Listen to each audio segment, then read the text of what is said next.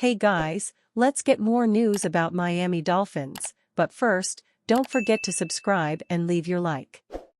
2024 NFL Draft Do-Over, Caleb Williams or Jayden Daniels at number 1? 8 trades throughout Round 1. Though the winner of Super Bowl 59 is still yet to be determined, the 2025 NFL season beckons. Soon enough, every team in the league will move fully on to the future, with some franchises attempting to extend a window of contention and others looking to pry one open. In just a few months, clubs will load up on another round of young talent at the 2025 NFL Draft in Green Bay, Wisconsin. But before we get too far ahead of ourselves, let's pause and take a look back at last year's draft. The choices made in Detroit accelerated some team timelines and slowed others. Now that we've seen a full season of play from the draft class, it's worth asking, what would each organization do if given a chance to go back in time and conduct the 2024 draft again? Yes, it's time for a redraft. Of course, any good time travel experience requires slightly overcomplicated ground rules. Here are ours. Our redraft begins with the order as it was when Round 1 began last April. Thus, real-life trades that were made any time before then are reflected below, real-life trades that were completed after Round 1 kicked off are not. The redraft does include 8 new imaginary trades. We are making picks based on what we think each team would do if given the chance to go back, not what we would want them to do. We presume each team is redrafting with full knowledge of what actually happened in 2024 and where it currently stands going into 2025. Some events might change thanks to the redraft, but some remain constant, including decision makers and roster conditions at the time of the 2024 NFL Draft. Similarly, injuries that took place in 2024 cannot be undone. Health situations will proceed as they did in real life. Would Jayden Daniels have enjoyed one of the greatest rookie seasons of all time if he had landed in Chicago's messy situation instead of Washington's welcoming arms? Would the poor play calling, inept situational football, inconsistent O-line play and time mismanagement that plagued Caleb Williams during his debut campaign have undone the runaway offensive rookie of the year, too? It's certainly possible. But it's impossible to overlook Daniels' productivity, poise, and franchise-altering clutch performances in his first pro season. The city hasn't given up on Caleb, not by a long shot, but it's hard to imagine Chicagoans having trouble getting behind this QB swap after what we've seen over the past 6 months. Recognizing how unlikely they are to recreate their magical season without Jayden Daniels, the Commanders step outside for a second, clear their heads, take a deep breath and make the next best move for their immediate and long-term future. Caleb Williams did not play like an obvious superstar in year 1, but how many people could have done that in Chicago in 2024?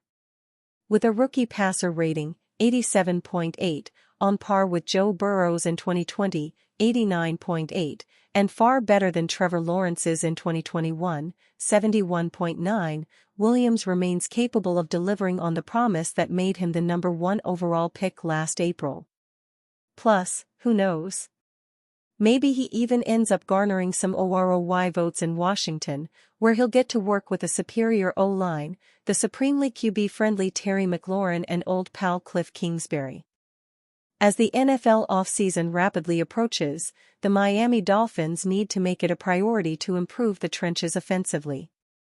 As the NFL season approaches its conclusion on February 9, when the Kansas City Chiefs take on the Philadelphia Eagles, for 30 other teams, the offseason has already arrived. Even without games, the action doesn't stop once the games do. Between free agency and the draft, the storylines are seemingly endless. Every team has certain needs they prioritize as they look to take another step in their competitive process. For Miami, the number 1 priority is glaringly obvious after watching one unit star as the weakest link for what feels like forever. Football is won and lost in the trenches, and for too long, the trenches have failed Miami when it mattered most. Whether from injury, lack of depth, or just overall lack of production, the offensive line has kept the Dolphins from taking the next step for multiple years. they boast an electric core of weapons.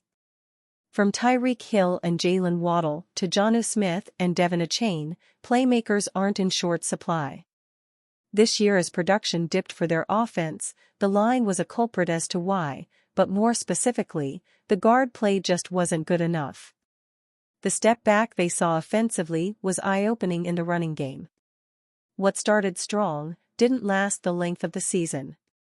Miami ranked 21st in yards per game as a team with 105.6, and 28th in yards per attempt with 4.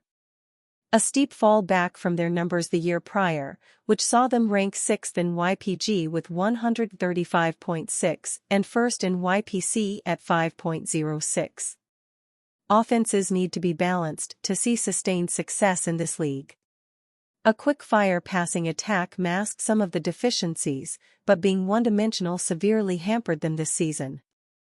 There were bright spots, most notably left tackle Terron Armstead and center Aaron Brewer, who both performed at an extremely high level.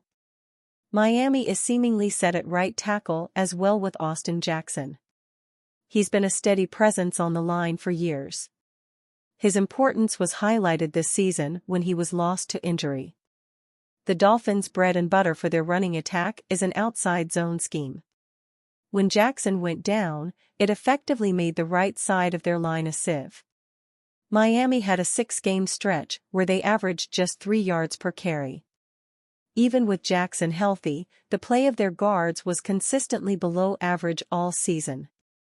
This meant any injury to other linemen was magnified even more because they weren't there to mask any errors. Outside of a few stretches, the guard play often caused the downfall of the offense.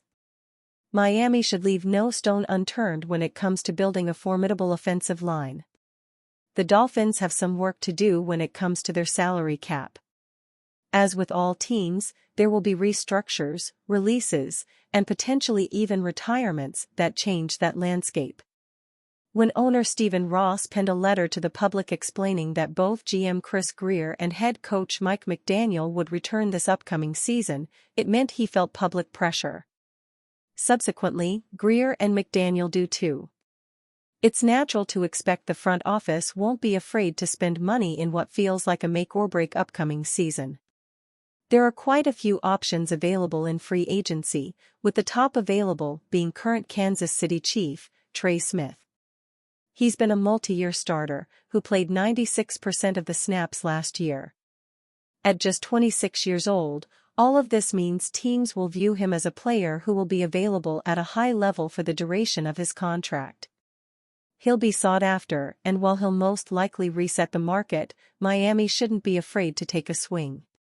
Other options include Tevin Jenkins, Will Fries, James Daniels, and Will Hernandez. Both for depth and starting roles, the Dolphins should look to add multiple in free agency. Preferably those without injury histories, as that has bitten them across the board for years. The draft is a similar situation. What they do will be very dependent on what happens in free agency beforehand. However, even if Miami brings in multiple players on their offensive line, drafting one with one of their first 3 picks shouldn't be off the table. Many mock drafts have them selecting an offensive lineman with their first pick at 13, as it stands now. With Texas, Kelvin Banks is a popular name linked to South Florida. Whether it's the first, second, or third round, the Dolphins should bring in another piece or 2 on their line. Both for the present and for the future.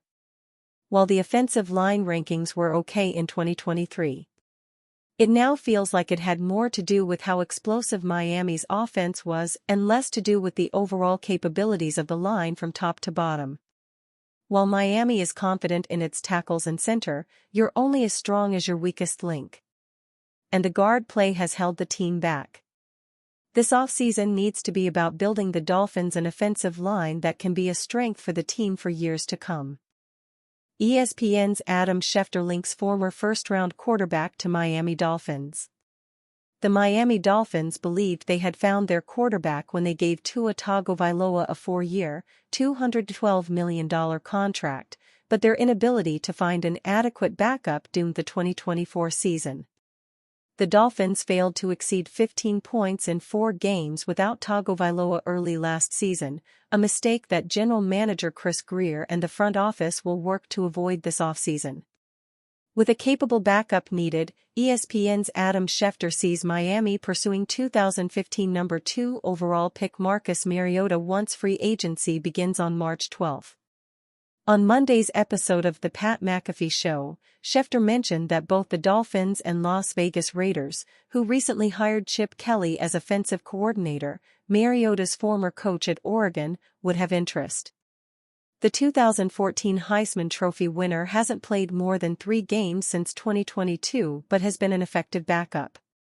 Mariota completed 34 of 44 passes for 408 yards and 5 total touchdowns for the Washington Commanders in 2024. He didn't turn the ball over and added 18 carries for 92 yards on the ground. "That's a position we will always focus on," Grier said at his end-of-season press conference. "It will be a position that we will focus on this offseason."